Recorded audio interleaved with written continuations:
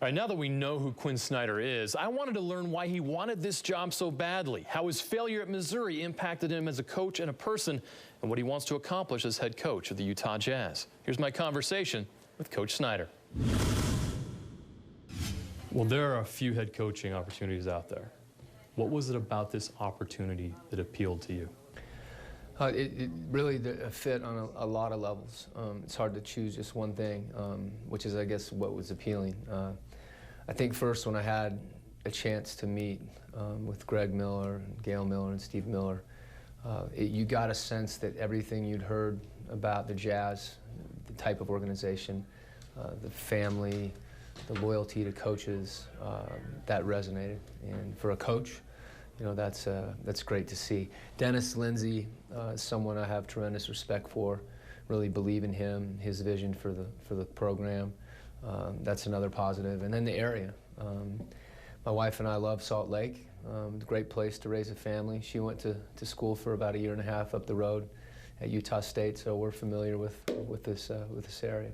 I read you almost gave up coaching after your experience at Missouri. Why did you decide to stick with it?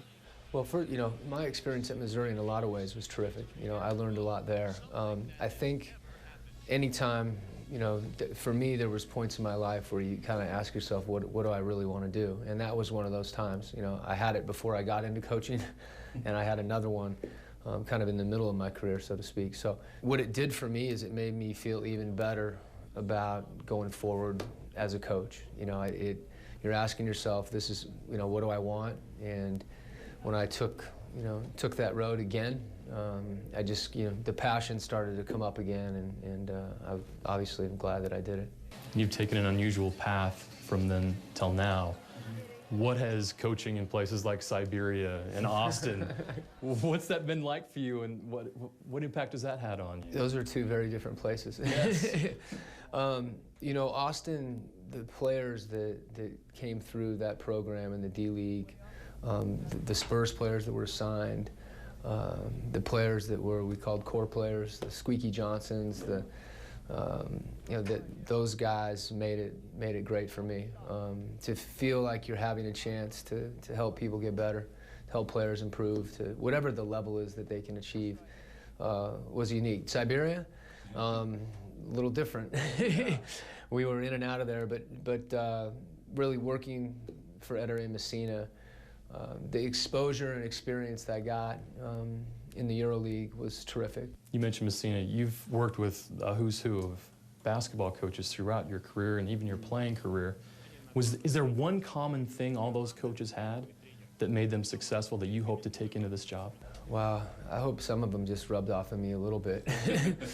I mentioned, I think the ability to communicate, and everybody's got different styles, but to get that message across to your team, to individual players, is probably the most common theme. But the thing that, you know, it's been great for me to work for different people, because what you do see is that there's not just one way to do something.